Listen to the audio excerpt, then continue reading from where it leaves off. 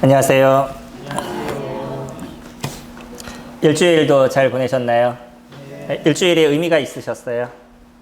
한 주를 보내시면서 아니면 하루를 보내시면서 오늘 하루가 의미 있는 하루였다라는 생각을 가지시나요?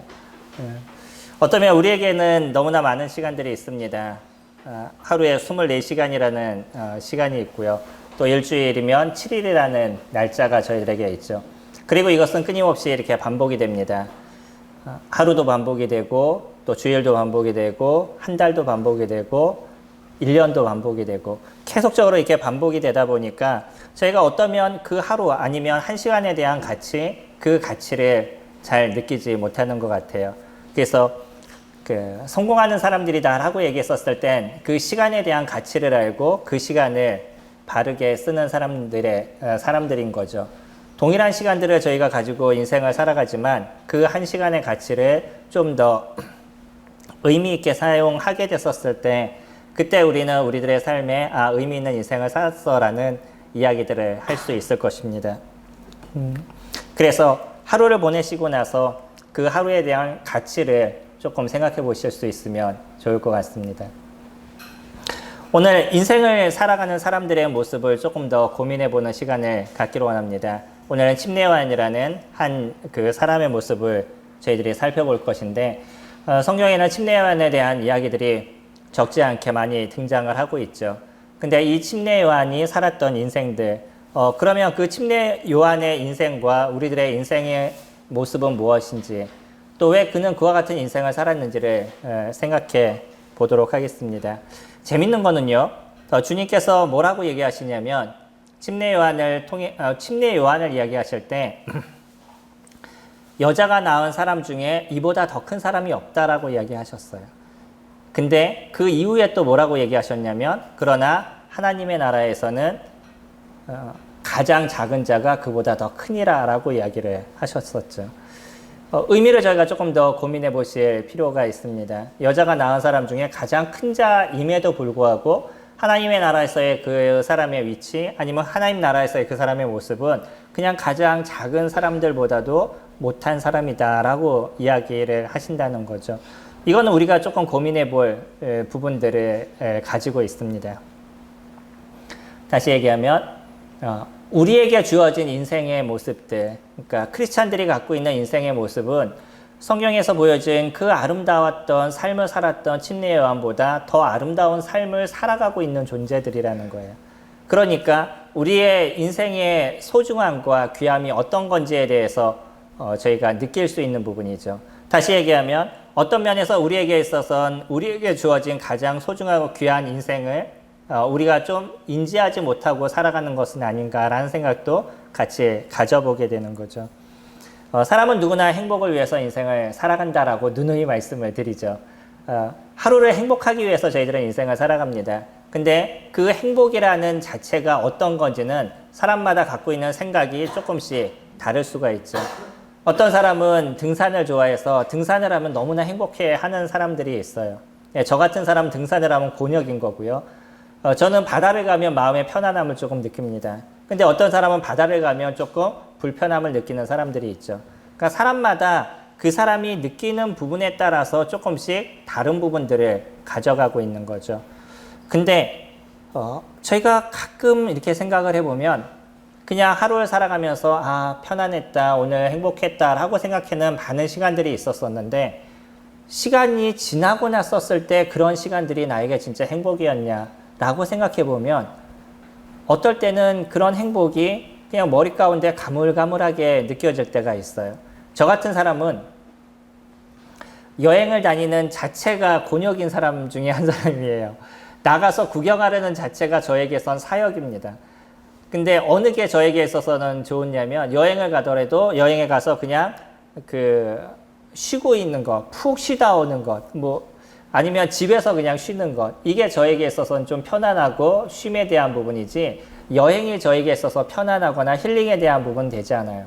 근데 어떤 분은 여행을 가면 무조건 여러 군데를 돌아다니셔야 되는 거죠. 그래야지 여행을 다녔다라고 얘기하시죠. 사람마다 조금 다른 부분들이 있습니다.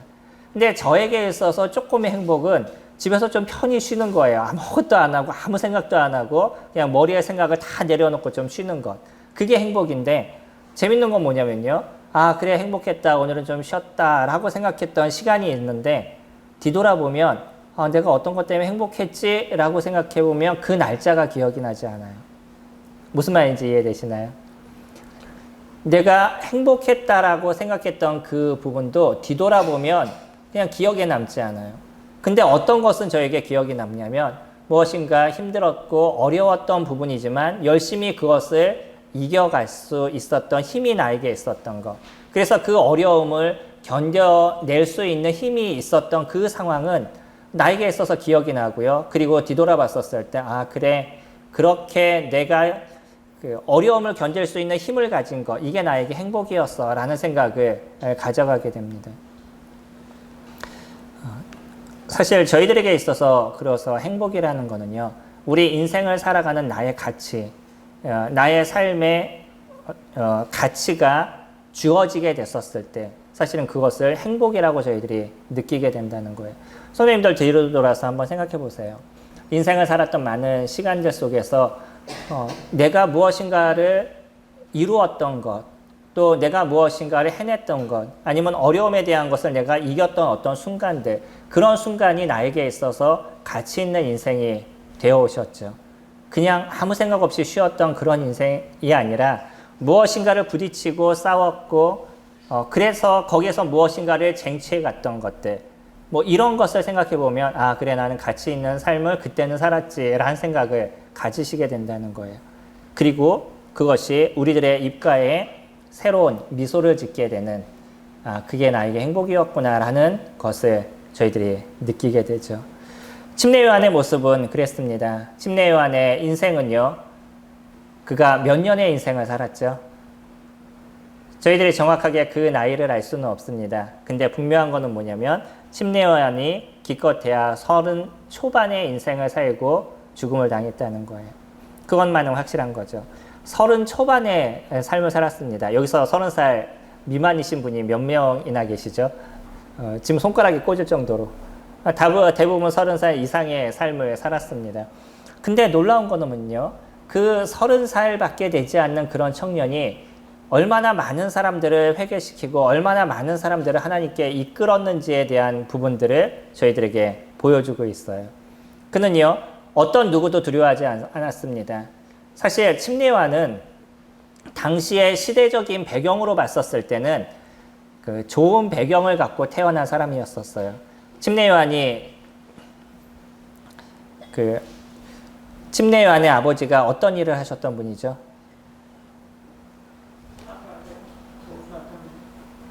그쵸. 제사장이었습니다. 제사장의 자손이면 어떤 일을 하는 사람이죠? 제사장의 삶을 같이 살아가는 사람인 거죠. 그는 레위 사람이었었습니다. 하나님께 드려진 그런 그 족속의 모습이었고, 그 중에서도 성전을 섬기는 그런 제사장의 일을 했던 사람이 침례 요한이었습니다. 그렇기 때문에 침례 요한이 갖고 있었던 당시의 지위는 어떤 사람보다도 높은 지위를 그가 가지고 있었던 거죠.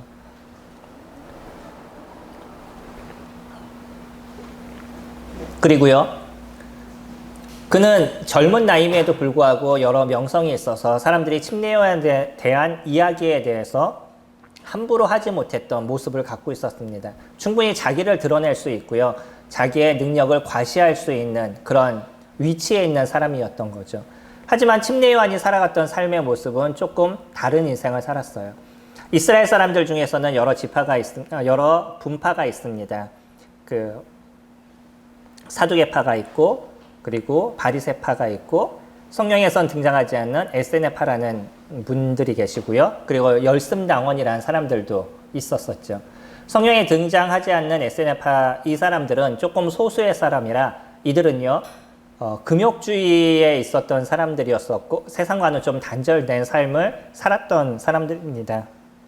물론 에세네파의 사람들 중에서도 문화 안에서 살았던 사람이 있는가 하면 침례 요한처럼 아예 광야에서 살았던, 세상과는 완전히 단절된 그런 삶을 살았던 사람들이 많이 존재하고 있었었죠. 이들은 아주 엄격한 율법을 따르는 인생을 살아가는 사람이었었어요. 침례요한을 얘기할 때 마태복음은 뭐라고 얘기를 하죠? 그가 무엇을 먹었다 그러죠? 예, 저희 그 마태복음 여기 손을 잠깐 놓으시고요. 마태복음 말씀 잠깐 볼까요? 마태복음 3장 말씀 보시면요. 3장 1절에 보시면 제가 성경에는 세례 요한이라고 나오는 것을 라고 바꿔서 말씀을 드리는 것은 이 세례라는 단어가 밥티스트라는 단어를 씁니다. 이거는 어디에 잠기다라는 의미를 갖고 있어요. 그러니까 침례라는 것은 물에 완전히 잠기는 것이고요. 세례라는 것은 무엇인가를 뿌리는 것이죠. 그렇기 때문에 제가 봤었을 때 정확한 표현이라고 그러면 침례라는 표현이 더 정확하다라고 생각이 됩니다. 근데 우리나라 성경은 이 성경을 번역하신 분들의 어떤 주류들은 그들은 세례를 하기 때문에 세례라는 표현을 그분들이 쓰시게 된 거였죠. 3장 1절부터 보시면 그때 세례 요한이 이르러 유대 광야에서 전파하여 말하되 회개하라 천국이 가까이 왔느니라 하였으니 그는 선지자 이사야를 통하여 말씀하신 자라. 일러스되 광야에 외치는 자의 소리가 있어 이르되 너희는 주의 길을 준비하라 그의 오실 길을 곧게 하라 하였으니 이 요한은 낙타 털옷을 입고 허리에 가죽띠를 띠고 음식은 메뚜기와 석청이었더라. 그가 먹는 것도요. 물론 석청이라고 그러면 꿀과 관련된 거니까 좀 좋은 것이라고 생각할 수도 있지만 그가 먹는 것조차도 채식을 했다는 것을 메뚜기라고 하면 채식은 아니겠죠. 보통 SNF파들의 중심은 채식을 하게 됩니다. 근데 침례 요한은 메뚜기를 먹었어요. 음식도 그렇게 좋은 것을 먹는 것은 아니었던 거죠. 그러니까 그가 입었던 옷도요, 그냥 낙타 털 옷을 입고 그렇게 광야에서 인생을 살았습니다. 그는 무엇인가 좀 절제된 삶을 살았던 거죠. 그가 가질 수 있었던 많은 것들을 포기했다는 것을 저희들이 느낄 수 있죠. 제사장이라고 그러면 이미 백성들이 주는 그러한 물질, 성금세, 또 제사장들에게 줘야 될 금액이 10분의 1이 따로 구분이 되어져 있죠. 그것을 받을 수 있는 충분한 능력이 또 권위가 있었음에도 불구하고 침례 요한은요, 오히려 광야에 가서 그에게 주어진 자신의 일을 이루는 것을 보게 돼요. 그는 뭐라고 외쳤냐면 회개하라 천국이 가까이 왔다라고 외쳤습니다. 그는 정확하게 알고 있었어요. 이제 진정한 하나님께서 얘기하는 천국, 그것이 이 땅 가운데 도래하게 될 것이고요. 그 천국이 도래하게 됐었을 때 너희들이 지금 하나님을 떠나서 사는 인생인데 하나님께 돌아와야 될 것에 대해서 이야기를 하는 거죠. 침례 요한은요, 그가 침례를 주게 됐었을 때는 사람들에게 회개의 침례를 주었다라고 얘기를 하죠. 하나님을 벗어난 사람들이 저 이제 하나님께 돌아가겠습니다라는 고백으로 침례를 행하는 그런 일들을 침례 요한이 이루어왔었습니다.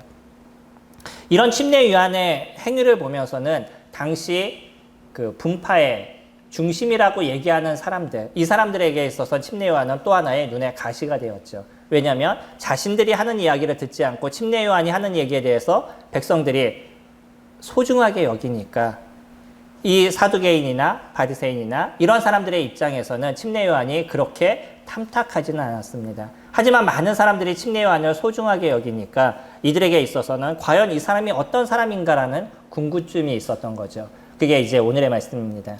요한복음으로 다시 돌아가셔서 1절 말씀 보시면 1장 19절 말씀 보시면 유대인들이 예루살렘에서 제사장들과 레위인들을 요한에게 보내어 내가 누구냐 물을 때 요한의 증언이 이러하니라. 사람들을 보냈습니다. 제사장을 보내고요. 레위인들을 요한에게 보냈어요. 그래서 이들이 침례 요한이 과연 어떤 사람인지 그는 자신에 대해서 뭐라고 얘기하는지에 대해서 좀 듣고 싶었던 거죠. 20절에 요한이 드러내어 말하고 숨기지 아니하니 드러내어 하는 말이 나는 그리스도가 아니라 한데. 그들이 질문 속에는 그런 것이 있었겠죠. 네가 이 땅에 온 메시아냐? 너희들이 지금 우리가 지금 기다리고 있는 메시아 그게 너냐라고 침례 요한에게 물어봅니다. 침례 요한은요 이미 많은 권위가 있었어요. 그리고 또 제사장의 족속으로 레위인으로 태어났기 때문에 그는 무엇인가 자기를 드러낼 수 있는 것이 충분한 그러한 모습을 가지고 있었던 거죠. 많은 사람들이 자기를 추앙합니다. 그리고 족보적으로도 그렇게 나쁜 모습을 갖고 있지 않았다는 거예요. 좋은 부분을 갖고 있었던 거죠. 하지만 침례요한은요, 자신에 대한 자신의 삶이 어떤 삶인지에 대해서 정확하게 인지하고 있었다는 거예요. 사람들이 물어봐요. 네가 메시아니? 라고 물어봤더니 침례요한은 아니 나는 메시아가 아니다 라고 얘기합니다. 21절에 또 묻되 그러면 내가 누구냐? 내가 엘리야냐? 이르되 나는 아니라. 또 묻되 내가 그 선지자냐? 대답하되 아니라. 구약에서는요, 중요한 두 사람이 등장을 합니다. 뭐냐면 모세에게 얘기할 때 너와 같은 다른 선지자를 내가 세우겠다라고 하나님께서 모세에게 이야기를 하시죠. 그분이 누구죠? 이 땅에 오신 예수 그리스도, 그분이십니다. 또 다른 선지자라고 얘기했었을 때 그 선지자는 이 땅에 오신 예수 그리스도, 메시아가 이 땅에 오실 것에 대해서 예언을 하고 계시는 거예요. 그리고요, 그 이전에 보면 또 뭐라고 얘기하냐면 구약에 있었던 엘리야, 선지자 중에 선지자라고 얘기하는 그 엘리야가 다시 이 땅에 올 거라고 이야기를 합니다. 근데 침례요한한테 물어봐요. 네가 그 엘리야니? 아니, 아니라고 얘기를 해요. 그 두 번째 물어봐죠. 그러면 네가 그 선지자냐? 아니, 그렇지 않다라고 얘기합니다. 그런데요, 예수님은 침례요한에 대해서 뭐라고 얘기하셨을까요? 혹시 아시나요? 저희 그 마태복음으로 다시 한번 넘어가셔서 17장 말씀 같이 보시면요. 마태복음 17장 11절 말씀 보시면, 오늘은 제가 여러 구절을 많이 찾죠. 예전하고 다르게. 마태복음 17장 11절 말씀 보시면 예수께서 대답하여 이르시되 엘리야가 과연 먼저 와서 모든 일을 회복하리라. 내가 너희에게 말하노니 엘리야가 이미 왔으되 사람들이 알지 못하고 임의로 대우하였도다.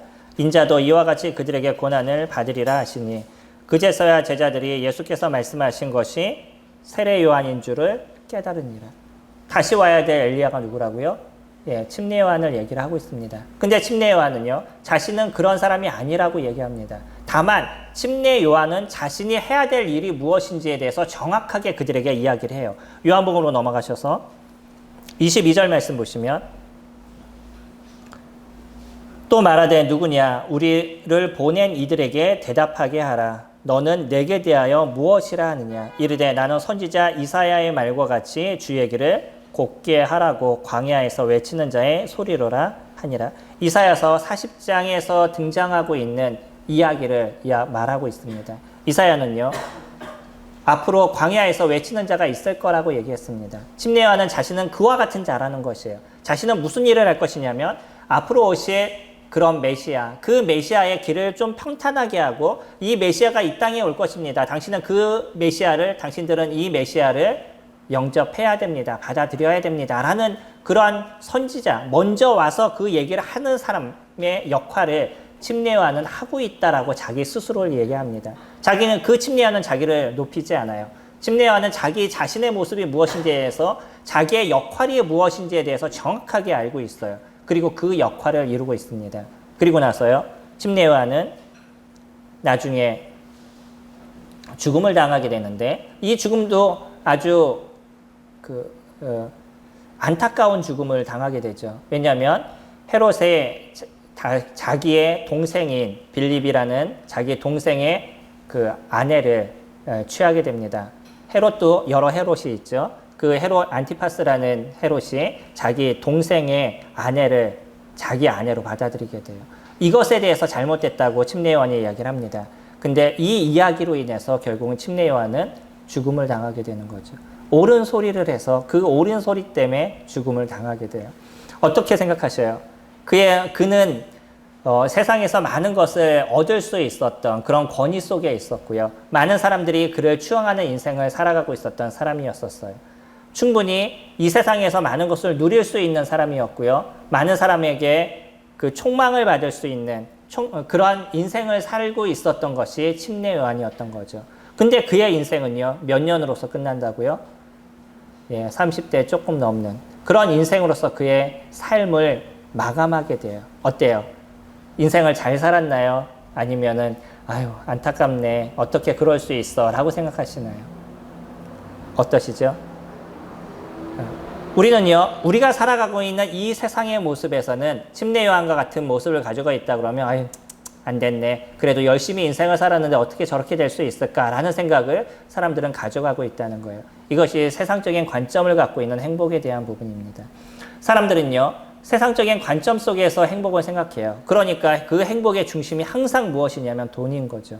돈이 많으면 행복할 수 있고요. 돈이 없으면 불행하다라고 생각이 돼요. 근데 인생을 살다 보면 어느 순간 내가 50대, 40대, 50대를 넘어서 열심히 일을 하다 보면 어느 정도 먹고 살 정도가 돼요. 이제 그때쯤 되면 삶에 대한 어떤 회의가 오기 시작합니다. 어느 정도 먹고 살게 됐었어요. 근데 나는 인생을 무엇을 위해서 살고 있는 것이? 라는 고민을 하게 되는 거죠. 물론 그 나이가 됐어도 우리는 여전히 무엇인가를 더 많이 벌어야 되고 그런 상황 속에 있다 그러면 그냥 여전히 그 돈을 버는데 인생을 투자하고 그렇게 시간을 보내면서 내가 어떻게 살아가고 있는지, 무엇을 위해서 살아가고 있는지조차도 알지 못하는 채 그렇게 인생을 살아가는 사람들이 또 많이 존재하게 되는 거죠. 그리고요, 그냥 내가 아이를 낳고 그 아이가 잘 자라는 모습을 보면 그 인해서 그냥 행복을 느끼고 그냥 아이로 인해서 만족을 느끼고 이것이 인생을 살아가는 사람들의 기본적인 모습인 겁니다. 무엇을 위해서 살아가죠? 라고 얘기하면 인생을 살아가는 이유에 대해서 별 답을 하지 못해요. 그리고 나서 하는 얘기가 태어났으니까 살아가죠. 너무나 불쌍한 얘기 아닐까요? 별 수 없이 나는 태어났기 때문에. 내가 뭐 낳고 싶어서 낳나요? 엄마가 낳았으니까 별 수 없이 살아가는 거지. 그렇게 우리가 별 수 없이 태어나서 별 수 없이 인생을 살아간다면 이것처럼 불행한 것이 어디 있을까요? 그리고 내가 살아가는 삶의 목적, 나는 무엇을 위해서 인생을 살아가고 이 인생에 있어서 나는 어떤 가치를 갖고 살아가느냐라는 조차가 나에게 없다면 사실 사람들은 그것이 불행인 거예요. 그냥 오늘 조금 편히 살았어. 그래, 오늘 돈을 갖고 좀 여행을 좀 다녔어. 그래, 이것이 행복이야. 그냥 그것이 사람이 갖고 있는 전부가 되어져 버리는 거죠. 우리는 무엇인가 조금 가치 있는 인생을 살아야 될 것입니다. 진정한 행복의 모습들을 저희들이 가져야 될 거예요. 근데 만약에요, 예수 그리스도를 안다라고 생각하는 사람들이, 예수 그리스도를 영접한 사람들의 삶의 행복이 아까 조금 전에 말씀드렸던 사람들과 동일하다면 어떻게 될까요? 그렇다면 그 사람은 예수 그리스도를 아는 사람일까요? 우리가 고민해야 하는 부분은 그런 겁니다. 우리들의 행복이 무엇이냐는 거예요. 우리가 세상 사람과 똑같은 행복을 갖고 똑같은 행복을 이야기하고 그것을 추구하는 인생을 우리가 살아간다 그러면 과연 우리는 예수 그리스도를 아는 사람인가라는 것이죠. 침례 요한은 그러지 않았습니다. 그는 주님을 정확하게 알았어요. 그리고 자신이 무엇을 해야 될지에 대해서 정확하게 알았고 그는 그의 인생을 거기에다 투자하고 그것으로 만족한 삶을 그가 살아가게 되죠. 인생을 짧게 살았습니다. 인생을 짧게 살거나 인생을 길게 살거나 그것이 중요하지 않은 거예요. 무엇이 더 중요한 것이냐면 자기에게 주어진 가치, 자기가 이 땅 가운데 태어난 이유들, 자기가 살아가는 삶의 목적들, 이것을 정확하게 알고 그와 같은 인생을 살아가는 것, 그것이 인생의 진정한 행복을 누리는 삶을 살아가는 것이죠. 아까 말씀드린 것처럼 주님은 뭐라고 얘기하시냐면 여자가 낳은 사람들 중에 가장 큰 자, 그 사람을 침례 요한이라고 얘기를 합니다. 하지만 천국에서는 그가 가장 작은 사람이라고 얘기를 하죠. 여기 손을 놓으시고 누가복음 말씀 보시면 누가복음 7장 28절입니다. 앞으로 넘기셔서 누가복음 7장 28절 말씀 보시면 내가 너희에게 말하노니 여자가 낳은 자 중에 요한보다 큰 자가 없도다. 그러나 하나님의 나라에서는 극히 작은 자라도 그보다 크니라 하시니라. 요한은 대단한 사람이었습니다. 그의 인생을 하나님 그분을 위해서 인생을 살았고요. 앞으로 오실 메시아 그분을 선포하는데 그의 삶의 모든 것을 투자하는 인생을 살았어요. 그는 그 짧은 인생을 살면서 가치 있는 인생을 살았다라고 우리는 충분하게 이야기를 할 수 있습니다. 그렇게 아름다운 인생을 살았던 사람임에도 불구하고 하나님 나라에서는요, 그는 가장 작은 자의 모습을 가져가고 있다는 거죠. 우리가 보고 있는 요한복음 1장은요, 아직 이 땅 가운데 성령이 임하시지 않은, 아직 이 땅 가운데 교회가 임하지 않은 그런 상황이었던 거죠. 이제 예수 그리스도 그분이 이 땅에 오신 목적, 십자가의 죽으심과 그의 사역을 완전히 마치시고 부활하시고 주님의 나라로 임하시게 됐었을 때 그때 비로소 이 땅 가운데 성령이 임하고요. 이제 믿는 그 사람들 안에 누가 존재하게 되냐면 성령 하나님이 존재하는 일들이 발생하게 되죠. 이게 사도행전 2장에 대한 내용이죠. 믿는 크리스찬들은요, 완전히 다른 모습을 가지고 있습니다. 고린도후서에서 얘기하는 것처럼 그리스도 안에 있는 자는 새로운 피조물이라. 이전 것은 지나갔으니 보라 새 것이 되었도다 라고 얘기하죠. 그 완전한 새 것이 되었다라는 그 이야기는 우리 안에 하나님, 그 성령 하나님의 함께 하심을 통해서 예전에는 죄로 인해서 인생을 살아갔던 그런 사람이 성령 하나님과 함께함을 통해서 의를 위한 인생을 살아가는 존재로 완전히 변하게 됐다는 것이에요. 옛날에는 사단의 자녀였었는데 이제는 하나님의 자녀가 되는 인생을 저희가 살아가고 있는 거죠. 이거는 그냥 의식적으로 그래 난 하나님의 자녀야 그러니까 나는 착한 일을 해야 돼 라는 것으로 되어지는 것이 아니라는 거예요. 우리들 안에 성령 하나님의 인치심이 있는 것이고요. 그래서 그 예수 그리스도를 영접한 그 사람 안에는 성령 그분의 음성을 듣는 삶을 살아가게 되는 거죠. 그리고 그런 사람들은 어디에서 지금 인생을 살아가고 있는 것이냐면 하나님 나라 그 안에서 인생을 살아간다라고 얘기합니다.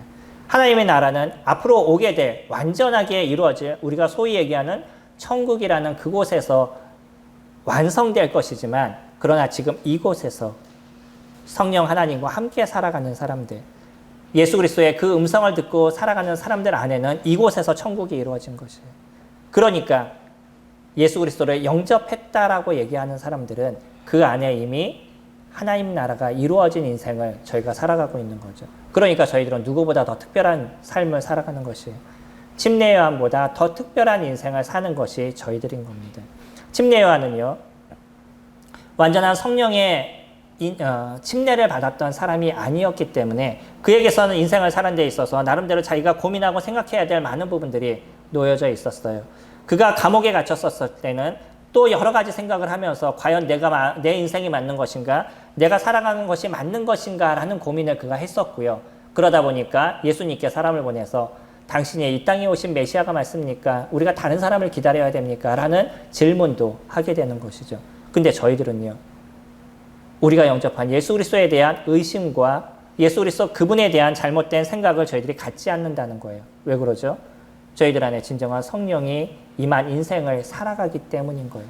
그렇기 때문에 저희들은요, 저희가 살아가는 삶의 가치, 또 내가 인생을 살아가는 삶의 목적, 이유가 무엇인지가 정확하게 정해진 인생을 저희들이 살아가게 되죠. 침례 요한은요, 요한복음 1장 23절에서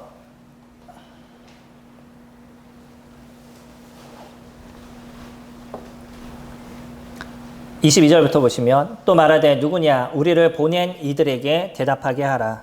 너는 내게 대하여 무엇이라 하느냐.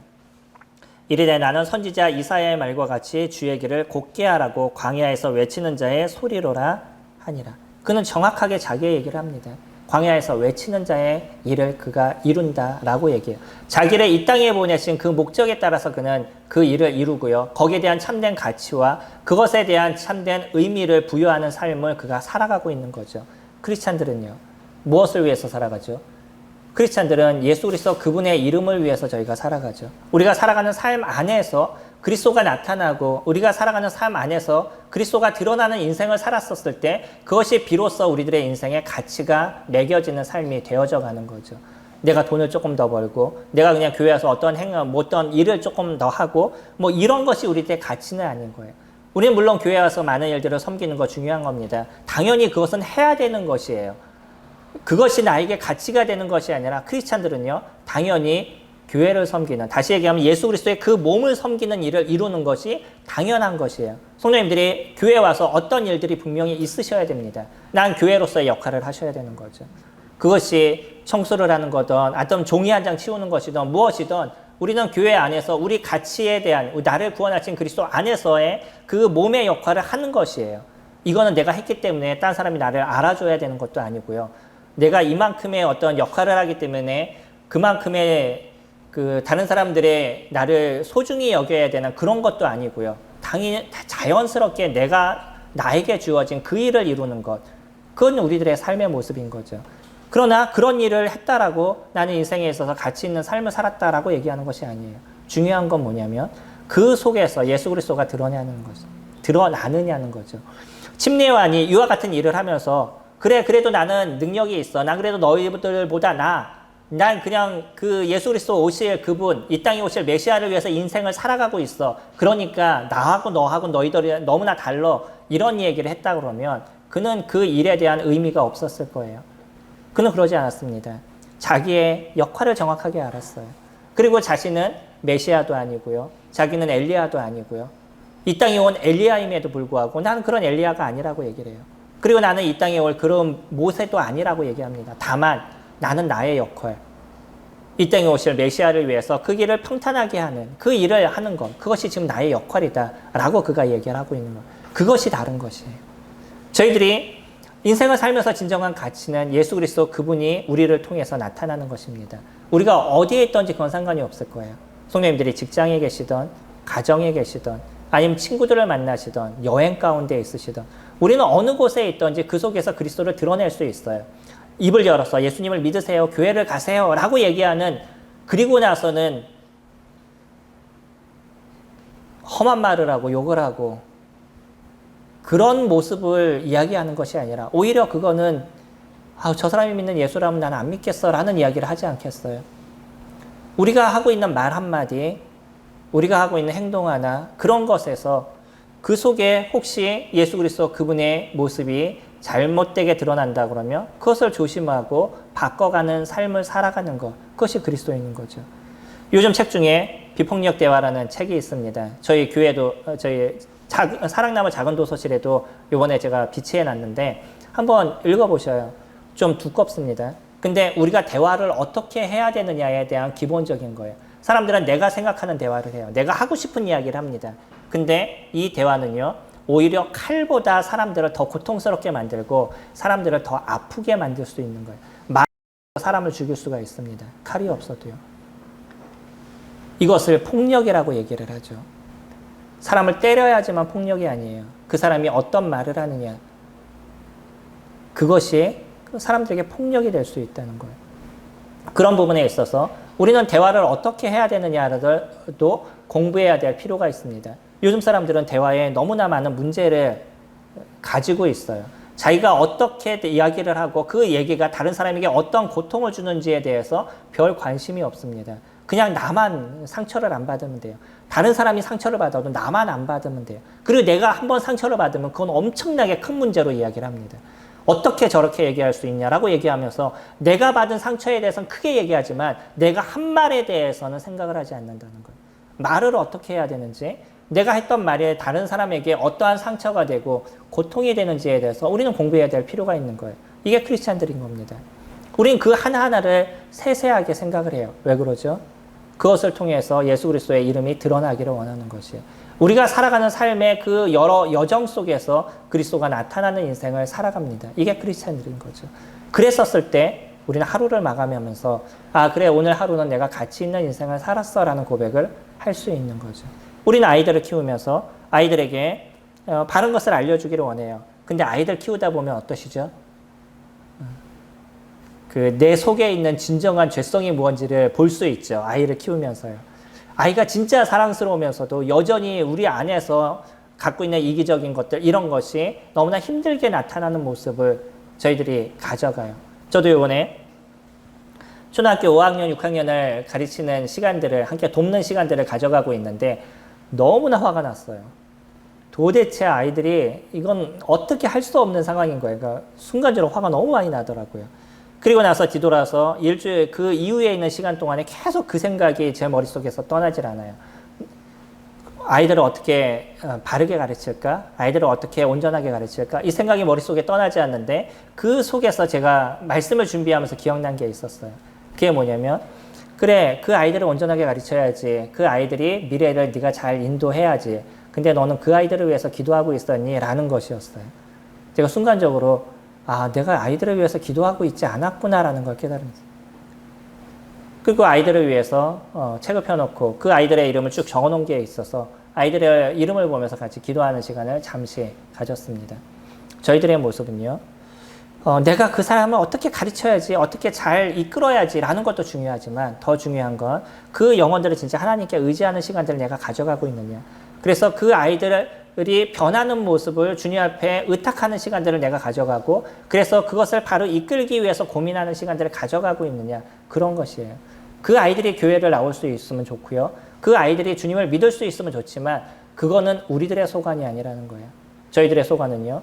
그들에게 주님을 보여주는 것이고 언젠간 그들이 기억이 나서 진짜 그들의 인생의 고통과 어려움 속에 아 그래 선생님이 믿었던 그 하나님을 나도 한번 믿어볼까? 라는 생각을 가질 수 있도록 도와주는 것. 그것이 저희들의 역할인 거죠.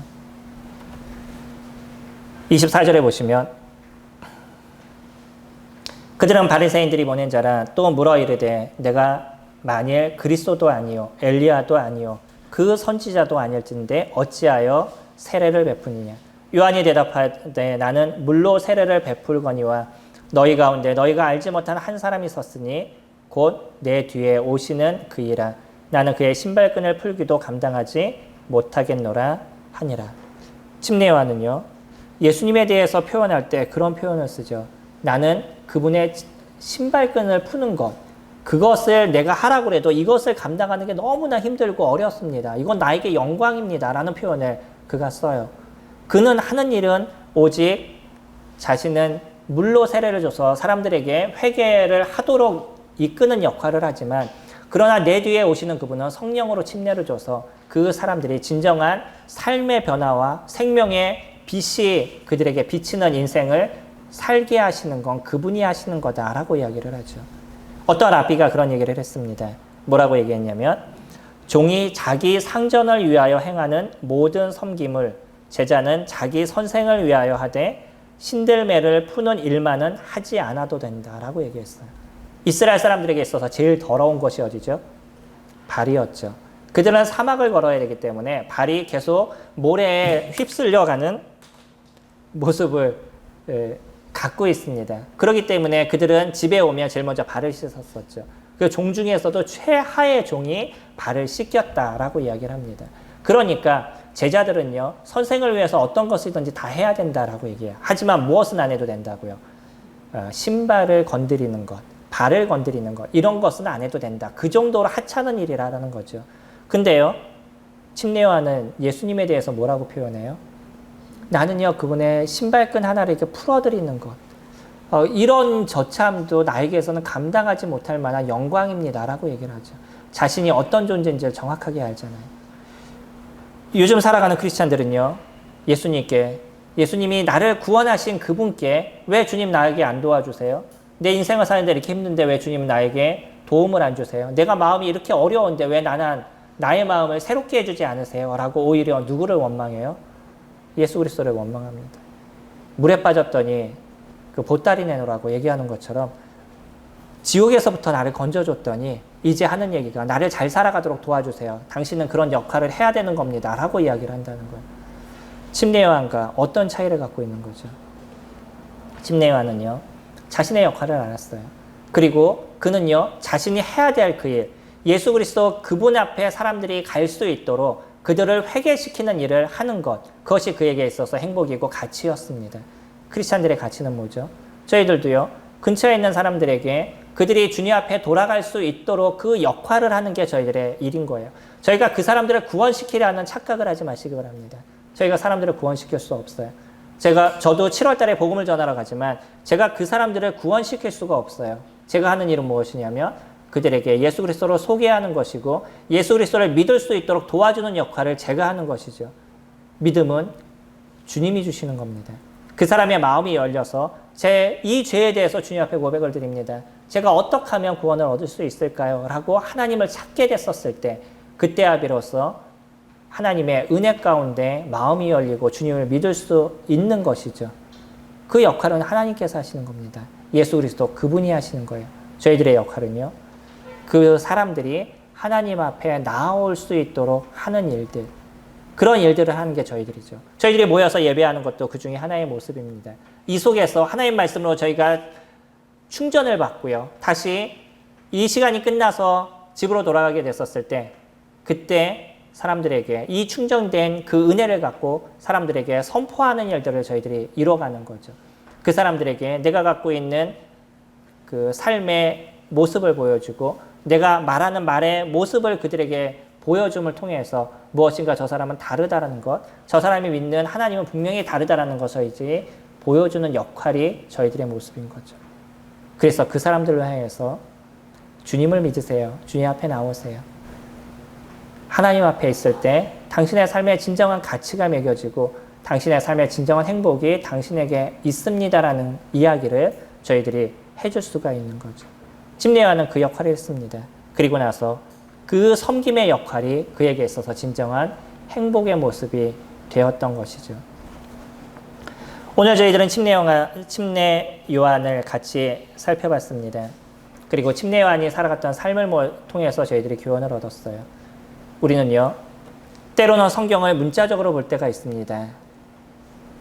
문학적으로 볼 때가 있어요. 그래서 그래, 하나님 말씀은 그러지만 지금 시대는 좀 달라. 성경은 그렇게 얘기하지만 지금의 모습은 좀 틀려. 지금은 그러지 않아. 이렇게 할 수가 없어. 라는 얘기를 너무나 많이 하는 것 같아요. 지금의 하나님은 나를 그렇게 도와주지 않아. 라는 얘기도 너무 쉽게 하는 것 같습니다. 우리는 성경을 문자적으로 보지 않습니다. 저희들은 성경을 있는 그대로 받아들이고 성경이 우리들의 삶에 실질적인 역사를 이루도록 만들어가는 거죠. 우리는 성경을 보면서요, 그 문자가 우리들의 삶에 어떠한 은혜를 베푸셨는지를 저희들이 경험을 했어요. 예수 그리스도 그분을 믿게 됐었을 때 하나님의 자녀가 되는 권세를 주셨다라고 얘기하는 요한복음 1장 12절에서 얘기하는 영접하는 자 곧 그 이름을 믿는 자들에게는 하나님의 자녀가 되는 권세를 주셨다는 이 놀라움의 메시지가 저희들 안에 있습니다. 이거는 문자로 남아있는 것이 아니라 저희들에게 실질적으로 이루어졌어요. 우리는 그런 성경을 보고 있습니다. 그러니까 우리들 안에서 주님이 주시겠다라고 얘기하고 하시겠다라고 얘기하셨던 그 모든 메시지는 우리들의 삶에서 다 이루어지는 메시지라는 거예요. 그리고 침례요한이 살아갔던 것처럼 삶의 방향이 다르다는 것을 우리는 충분하게 인식하고 있습니다. 만약에 우리가 주님을 믿었다라고 얘기하고 예수 그리스도 그분을 영접했다라고 얘기하지만 여전히 나의 가치관과 내가 살아가는 삶의 모든 것이 세상 사람들과 똑같다 그러면 돌이키셔야 되거나 아니면 나는 주님을 믿지 않은 사람이 될 수도 있다는 거예요. 우리는 분명히 다릅니다. 그러면서 그들이 가는 길을 저희들은 추구하지 않아요. 그들이 살아가는 삶의 가치를 갖고 우리는 인생의 가치를 매기지 않습니다. 저희들의 인생의 가치, 저희가 살아가는 삶의 진정한 행복은 예수 그리스도 그분 안에서 나는 어떠한 삶을 살아가고 있느냐는 거예요. 오늘 하루도 우리는 그분과 함께 어떤 삶을 살아갔느냐는 거죠. 그리고 저녁이 됐었을 때 주님, 제가 오늘은 주님과 함께하는 시간들이 너무나 의미가 있었고 행복했습니다 라는 고백이 우리에게 이루어진다 그러면 우리는 충분히 그 하루를 의미 있는 삶을 살아가게 된 것이죠. 주님은 언제나 저희들과 함께 하십니다. 누가 함께 하지 않는 거예요? 저희들이 함께 하지 않을 뿐 주님은 저희들과 언제나 함께 하십니다. 주님이 함께 하시는 그 시간 속에서 주님을 기억하시고 또 주님의 이야기를 하시고 주님을 나타내시는 저와 성도님들이 되시기를 소망합니다. 시간이 조금 지났지만 저희 찬송가 595장 같이 찬양 드리겠습니다.